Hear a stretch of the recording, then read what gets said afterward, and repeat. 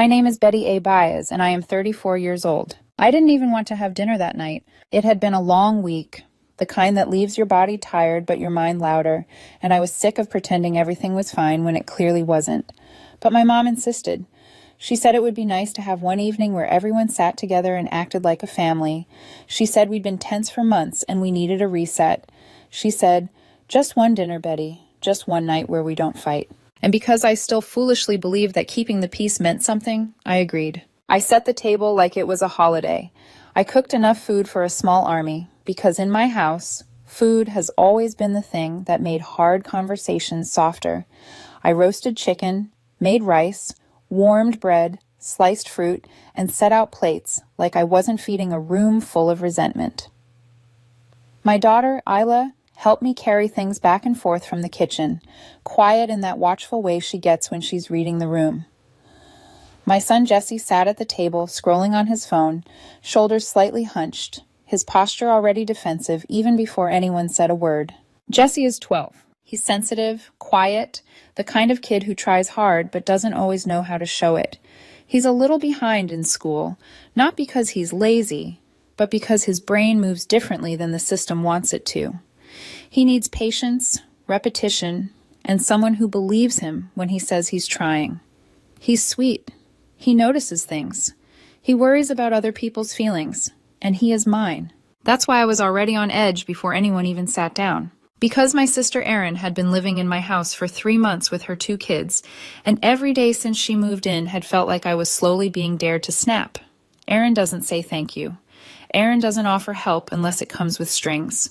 Erin has a way of taking up space like she's owed it, like you should be grateful to be useful to her. 3 months earlier, Erin's husband kicked her out. He called me crying, the kind of messy crying you only do when you've reached the end of your own denial.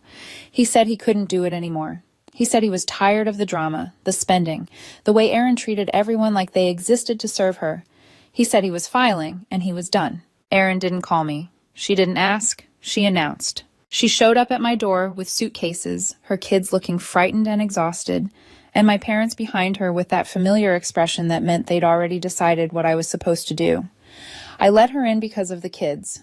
I cleared out the guest room, made closet space, set up a little study corner in the dining room so her kids could do homework. I told myself it would be a few weeks. A month at most. Erin never once offered to pay for anything. Not food, not utilities, not even the toilet paper her kids went through, like it was water. Meanwhile, Erin somehow had money for new shoes, hair appointments, and handbags she didn't need. When I asked how she was affording it, she shrugged and said our parents were helping her. Later, I found out they were sending her money every week. Not for groceries, not for rent, not for rebuilding, for appearances. And I swallowed it. I kept saying, "It's temporary, it'll pass. Don't make it worse. Don't traumatize the kids." Until that dinner. My parents arrived first. My dad carrying a bottle of wine like he was walking into a normal family moment instead of a pressure cooker. Erin came down last, taking her time, her kids trailing behind her. She sat with a casual confidence that made my skin prickle, like she had forgotten she was in my house, at my table, eating food I cooked after a shift that already drained me. At first, the conversation was stiff but manageable. My dad tried to talk about sports. My mom asked Isla about school. Erin's kids stayed quiet, glancing at Erin before answering anything, like they were trained to monitor her mood. Jesse mostly stared at his plate. I watched Jesse's hands more than his face. I always do when he's nervous. He was holding his fork too tight, his knuckles pale, his gaze fixed on the food like if he kept it there, he wouldn't have to look at anyone who might hurt him. Then Erin turned to him. It was so casual, it almost didn't register, like she was commenting on the weather. She looked at my son and said, "Some kids are just born behind." Then she laughed. Not a giggle, a real laugh, like she'd just delivered something clever and expected the room to reward her for it. Everything in me went cold. Jesse didn't say a word. He just quietly put his fork down. That sound shouldn't have mattered. Metal against ceramic, small, controlled, soft. But it hit me harder than Erin's laugh, because it was my son making himself smaller in real time. It was him deciding that defending himself wasn't worth the risk. It was him retreating inside himself because he knew this table wasn't safe. My mom's eyes snapped to me immediately, panicked. My dad tried to change the subject too fast, talking louder about something that didn't matter. Erin kept smiling like she'd done nothing wrong. I felt my voice come out before I even thought it through. Behind, I repeated, letting the word hang there. Behind, like how you and your kids are still in my house and eating my groceries. Erin froze. Her eyes went wide like I'd slapped her in front of everyone. My mom whispered, "Please don't do this." But it was already happening. The moment had already cracked open. Erin tried to laugh it off first, the same way she always did when she crossed a line. She said I was overreacting. She said it was just a joke. She said I was too sensitive, and if Jesse couldn't handle a little humor, then maybe that was part of his problem. That's when I looked her dead in the eyes and felt something inside me settle. "If you're so funny," I said, calm and sharp, "maybe go rent a comedy club instead of living in my guest room." Silence dropped onto the table. Erin's kids stopped chewing. Isla stared down at her plate. Jesse didn't move, but I could see his shoulders tense, like he was bracing for yelling. My mom stood halfway up from her chair, then sat back down like she didn't know what to do with her hands. My dad muttered something about timing, about how we didn't need to do this right now. Erin's face hardened. And then she said the one thing that always made me want to throw something. "Well, if it's such a burden," she snapped, "maybe you shouldn't have offered in the first place." I set my fork down slowly. I stood up, walked to the kitchen, turned off the stove like I was closing the night, and came back to the table with a calm I didn't feel. "Cool," I said. "Then consider this your notice." Everyone started talking at once. My mom said I was being dramatic. My dad said I was making it worse. Erin's voice rose, insisting she had nowhere to go, that I was heartless, that I was doing this to her kids.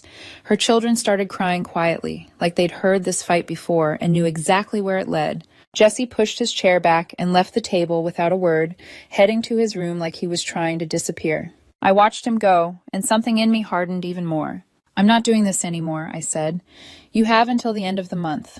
I'll help you with the first month's rent somewhere else, just to make sure the kids aren't stranded, but after that, you're on your own." Erin stared at me like she couldn't comprehend consequences applying to her. My mom looked like she wanted to beg me to take it back. My dad looked tired in that way men look when they've enabled something for too long and now they're watching the bill come due. And Erin, my sister, sat at my table in my house eating my food and acted like I was the villain for finally saying the quiet part out loud.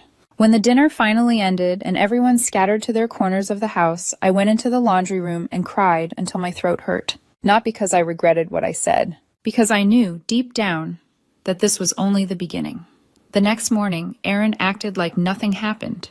That's what stunned me most. Not the lack of apology, I didn't expect one, but the way she moved through my kitchen like the fight at dinner had been a scene from someone else's life. She stood at my counter in one of my mugs, sipping coffee slowly, scrolling her phone with her thumb like she was bored, like she was waiting for me to come to my senses and undo the boundary I'd set. My boyfriend Marco was in the hallway tying Jesse's shoes while Isla packed her backpack. The morning routine in our house is usually a steady rhythm. That day, it felt like a balancing act performed over broken glass. Erin's kids didn't look up. They ate toast with jelly and barely touched it, eyes down, shoulders rounded, moving carefully. Their silence made me angrier than Erin's confidence, because kids don't get that quiet unless they've learned quiet is safer than speaking. Ela met my eyes once over the counter. No words. Just a look that said she understood more than she should have to understand at 10 years old. Marco caught me a few minutes later in the doorway when Erin was out of earshot. "You okay?" he asked softly. I nodded, but it was the kind of nod that meant I was holding myself together by force. His gaze held on mine, steady and serious. "You sure about the deadline?" he asked. "Yes," I said. "I have to be." He didn't argue. He didn't lecture. He just kissed my forehead quickly and said, "Then we're doing it." That should have been the end of it. A countdown to the end of the month. Uncomfortable but manageable. Instead, the house shifted.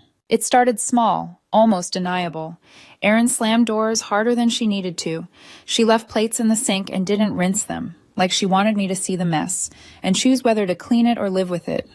She forgot to wipe down the counter after her kids made crumbs, then walked past it like she was blind. By the second day, it felt intentional. Not messy, strategic. Erin wanted me to explode. She wanted a moment she could point to later and say, "See, this is why she's impossible. This is why we had to leave. This is why I'm the victim." I kept my voice calm. I asked her to pick up after herself.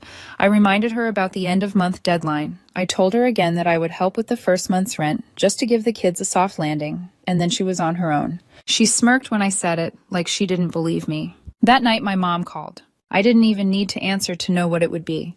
Her voice has a particular sound when she's gearing up to smooth things over, like she's already decided you're wrong, and she's about to help you see it kindly. She didn't mean it, my mom said as soon as I said hello. Erin is under so much stress. She's embarrassed. She's scared. She mocked my son, I replied. My mom sighed. Betty, Jessie is struggling in school. Maybe you're projecting. Maybe you're sensitive because you're worried. I almost laughed, but it came out bitter. I'm worried because people like Erin say things like that and then laugh. She's your sister, my mom said, like that should erase everything. She has 2 children. You can't just throw them out. I didn't throw the kids out, I said, keeping my voice even. I told Erin she has until the end of the month. I offered to help with rent. That's more than generous. My mom lowered her voice as if she were sharing a secret. Your dad and I are helping her. I know, I said, and she's not using it to feed her kids or save for a place. She's buying things. That's not fair, my mom snapped. You don't know what she needs. I felt something cold settle in my chest. I know what my grocery bill looks like. I know what my utility bill looks like. I know what it costs to have 6 people in this house when only 2 of us are working and paying. My mom went quiet, then tried again with emotion. Please don't make this worse, she whispered. You don't want to be the reason the family falls apart.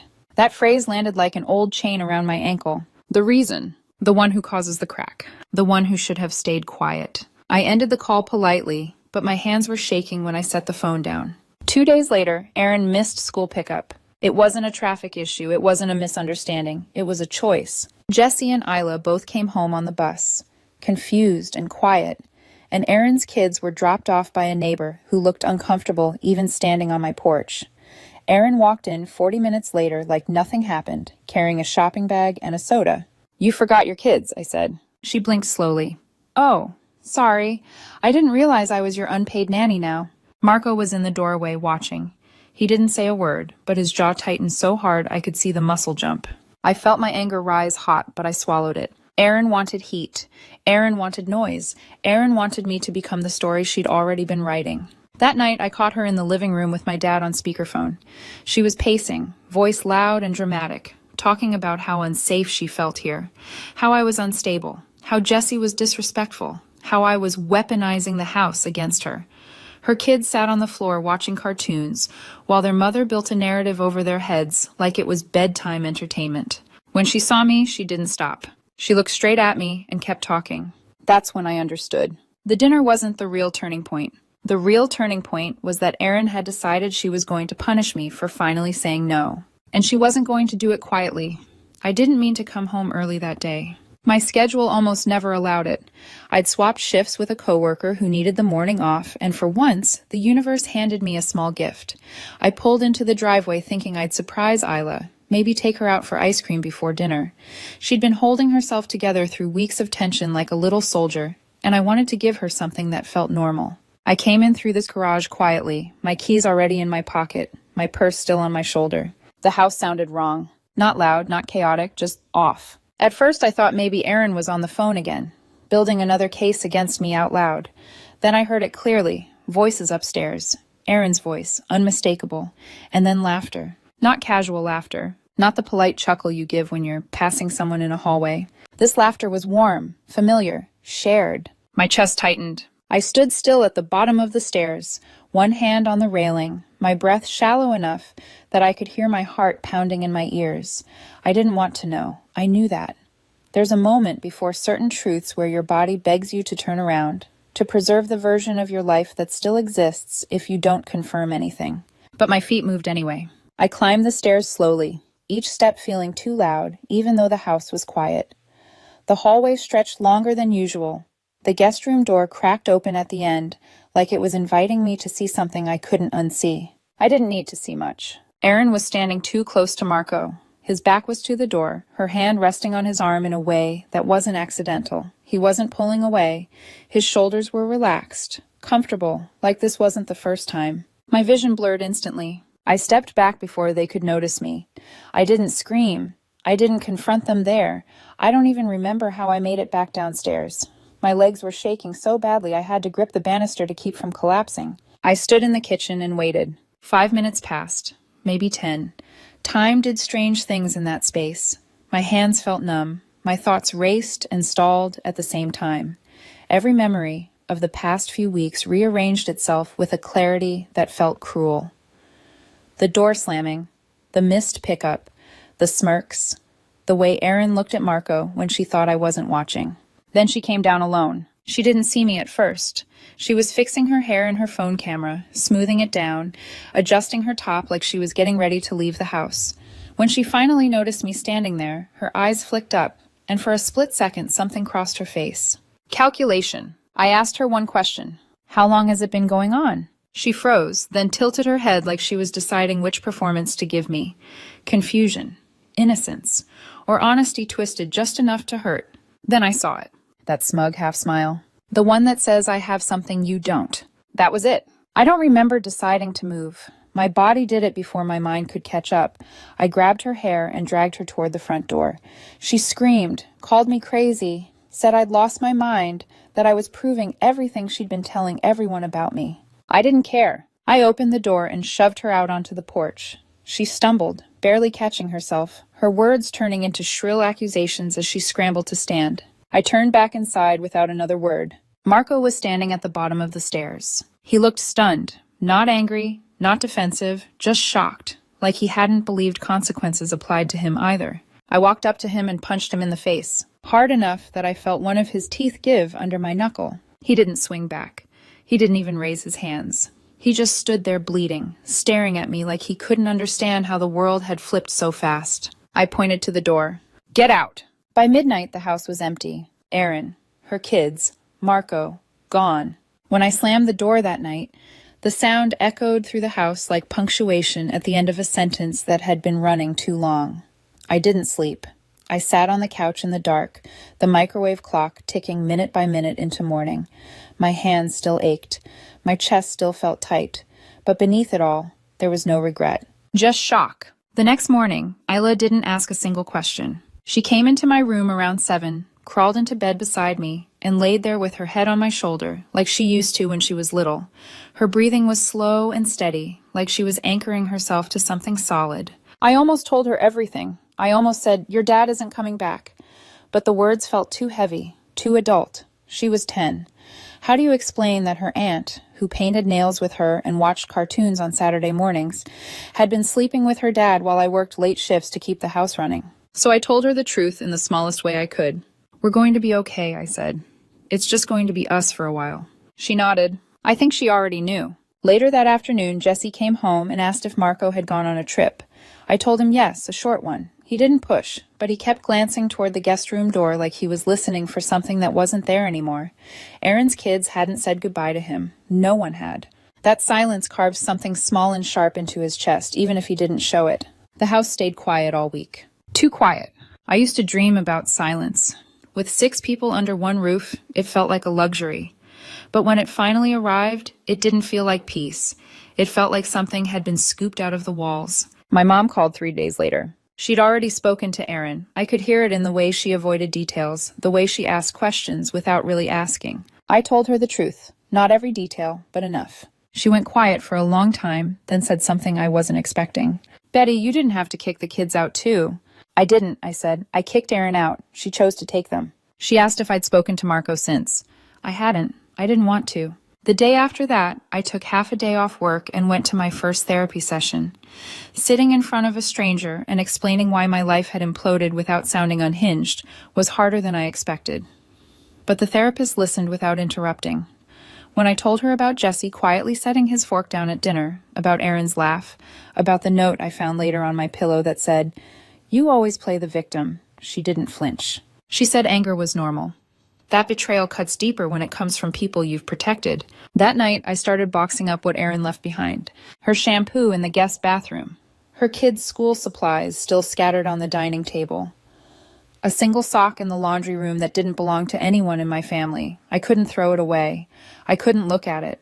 So I put everything into one big plastic bin and slid it into the garage. On Sunday, something strange happened. I was walking upstairs when I noticed the guest room door was open. I hadn't touched it. No one else was home. I stepped inside slowly. The bed was made, and folded neatly on the pillow was one of Erin's cardigans, the beige designer one she never let her daughter wear. Under it sat a scrap of paper with 2 words written in her handwriting. You'll regret. I locked every door in the house that night, and I slept with a baseball bat beside my bed. I didn't know yet, but the war had just shifted from loud to quiet. I never told anyone about the cardigan. Not my mom, not my therapist, not even Marlene, who had been texting me hourly since the night everything blew up, offering to come over with wine and matches. I folded the sweater like it was radioactive, slid it into a trash bag, and drove 25 minutes across town to drop it into a donation bin behind a gas station that looked like it hadn't been updated since the 90s. I didn't want Erin's fingerprints anywhere near my life. I didn't want a single thread that could lead back to my house. I told myself that was the end of it. For a few days, the house stayed quiet. No surprise visits, no texts, no dramatic posts online. I let myself believe that Erin had wanted one last scare, one final reminder that she could still reach me, and now she was gone. Then the school called. The assistant principal sounded cautious, the way people do when they don't want to panic you, but also don't want to minimize something that matters. She said there had been a minor incident during recess, nothing physical, just words. Another girl had said something unkind to Isla, and Ela had gotten upset. They thought I should know. I picked Isla up early. In the car, I asked what happened, keeping my voice light, like I was asking about a bad grade instead of a landmine. She stared out the window for a long moment before answering. Maya said my aunt told people you're crazy, she said quietly, and that Dad didn't leave. You made him. My hands tightened on the steering wheel so hard my knuckles went white. I asked if she believed that. She shook her head immediately. No, but she said it like she wanted me to. That was when I understood what Erin was doing. She wasn't trying to hurt me directly anymore. She was trying to poison the ground around my children. She was planting doubt in places I couldn't easily reach and then watching to see what grew. That night, after the kids were asleep, I went into the garage and pulled the plastic storage bin out from the corner. I hadn't touched it since the night I dumped Erin's things in there. Old notebooks, her kids' school folders, a tangled mess of chargers and socks and half-used makeup. I wasn't looking for anything specific. I just needed to know if she'd left more behind. That's when I found the envelope. It was tucked inside a pink folder that used to belong to her daughter, hidden between worksheets and coloring pages like it was part of something innocent. My name was written across the front in thick black marker, pressed hard enough that the indentations showed through the paper. Inside were printed pages. At first, I thought they were just receipts. Then I looked closer. They were screenshots. My bank statements. Cropped text conversations between Marco and me, cut and angled to look suspicious. A Venmo transfer I'd sent to a coworker months earlier when I covered lunch, circled in red like evidence of something illicit. An old message I'd sent to a friend late one night, venting about how exhausted I was and how sometimes I wanted to run away from everything, highlighted and annotated. Each page had notes in Erin's handwriting, arrows, underlines, phrases like pattern of instability and financial recklessness. She had been building a case. I sat on the cold garage floor with the folder spread out around me, my chest tight, my thoughts racing. This wasn't impulse. This wasn't desperation. This was preparation. She had been collecting pieces of my life, rearranging them into a story where I was the villain long before the affair ever came to light. I thought back to the times she'd asked strange questions. If I had a life insurance policy, if I'd ever considered refinancing, if she could grab my mail while I was out of town, if I'd share my phone password just in case. I thought she was nosy. She was gathering leverage. My phone buzzed. An unknown number. You won't answer him. That's not fair. No name, no signature. Another message came 20 seconds later. You can't pretend this never happened. There are consequences to everything, Betty. I didn't reply. I took screenshots, blocked the number, and only then noticed the timestamps. The first message had been sent 10 minutes before I opened the envelope. She knew I'd find it. The next morning, I woke up before sunrise, my head pounding, my nerves stretched thin. I called in sick to work without explanation, packed the kids' lunches like it was any other day, kissed them goodbye, and then got in my car and drove straight to my parents' house. Not to cry, not to yell, to get the truth. My mom answered the door in her robe, toast in hand, blinking like she'd expected me. I walked past her without a word. My dad sat at the kitchen table, coffee steaming. the morning news murmuring in the background like nothing in the world was wrong. "Did you know?" I asked flatly. Neither of them asked what I meant. My mom spoke first. She said Aaron had mentioned being worried about me, that I seemed overwhelmed, that I was doing too much, that maybe I was close to burning out and someone needed to be ready to step in. My dad stared at his coffee like it might swallow him whole. "So you knew enough," I said. "Enough to warn me, enough to ask questions." "We didn't think she meant anything serious," my mom said, looking away. That was it. They didn't know everything, but they knew enough to see this coming and chose silence instead. I left without another word. On the drive home, Marlene sent me a video about narcissistic siblings who hide behind victimhood. I pulled over and called her. For the first time, I told the whole story without softening it. The freeloading, the cruelty to Jesse, the affair, the folder, the messages. She didn't hesitate. "Stop protecting them," she said.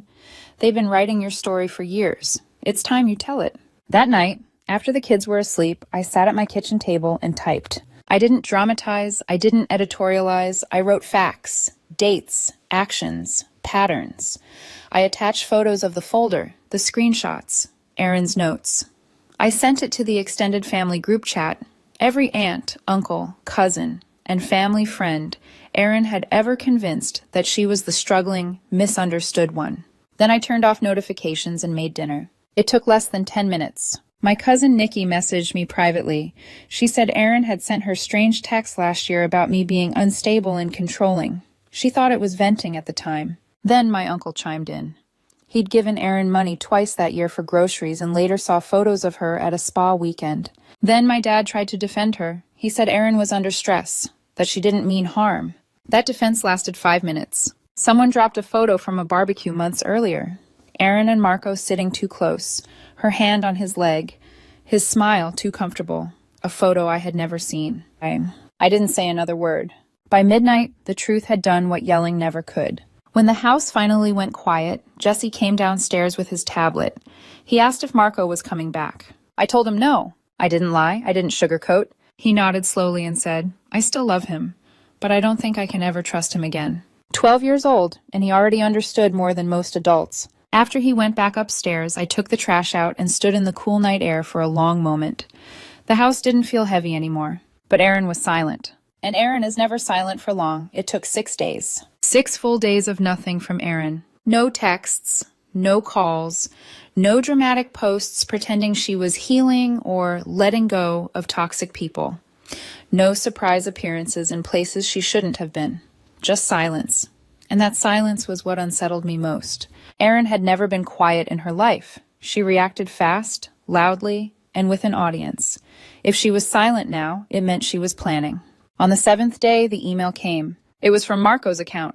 Just one sentence. "Please don't tell Isla the full story. Let me still be her dad." I stared at the screen until my eyes burned.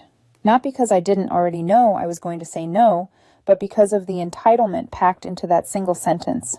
After betraying me in my own house, after helping Aaron dismantle my family from the inside, he still thought he had a vote. I didn't reply. I forwarded the email to Marlene, who responded within seconds. Bold of him to assume he has any authority left. That weekend, I booked another therapy session and said the thing I'd been circling for days. I think I need to tell Isla the truth. Not everything, but enough. My therapist didn't rush to stop me. She asked why. And I said, because the longer I protect them from reality, the more alone my kids are in it. She nodded slowly and said something that landed hard. Children sense lies even when they don't know the facts. Not telling them the truth doesn't protect them. It teaches them not to trust their instincts. That night, Jesse came home from school with a folded piece of paper in his backpack. At first, I thought it was homework. Then I saw the handwriting. Aaron's. The note was short, rushed, and manipulative in that soft, poisonous way she perfected. "Tell your mom I'm sorry things ended this way. I never wanted to hurt her, but she was always the favorite. That's not your fault. I hope someday she forgives me." I sat down hard on the couch. It wasn't the apology that scared me. It was how she delivered it. Through my child. Through his school. Through a channel she had no right to access. I still don't know how she managed it. A classmate's parent. A shared pickup. Someone who didn't know the context and thought they were helping pass along a harmless message. I texted the school immediately and made it clear that Aaron was not to be allowed near either of my children for any reason. I didn't explain everything, but I didn't minimize it either. The tone shifted instantly. They took it seriously. That night, I sat both kids down. I told Ela first. I told her that her aunt had betrayed my trust and that her dad had made a choice that broke our family. I told her that none of it was her fault and that some people, even people we love, make decisions that mean they can't be safe in our lives anymore. She cried, quietly, not hysterically, the kind of crying that comes when something finally makes sense. Then she said something that broke me all over again. You should have told me sooner. I knew something was wrong. It felt worse not knowing.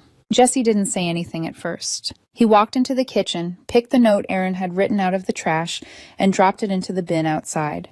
He came back in, sat on the floor, and said, I still love Dad, but I don't think I can trust him anymore. 12 years old, and somehow steadier than the adults who caused all of this. After they went to bed, I sent one final message to the extended family. I told them I had spoken to the kids, that we were healing, that I wouldn't be answering any more questions or defending my choices. I thanked those who believed me and said I didn't need advice. Most replied with hearts. A few said they were proud of me. The next morning, I filed for divorce. The house has been quiet since then. Not the hollow quiet from shock, but the kind that settles after a fire when the smoke clears and you can finally see what's left standing. Isla and I go on walks after dinner now. Jesse is back in therapy and doesn't flinch every time his phone buzzes. I took a painting class just to see if I could sit in a room full of strangers without feeling watched. I could. Some days, I still wake up angry. Some days, I grieve years I can't get back. But I'm not haunted anymore. Aaron and Marco vanished after the group chat exploded. I'm sure they're still telling some version of the story where they're misunderstood victims. It doesn't matter. The only truth that matters lives under my roof. This time, no one gets in without earning it.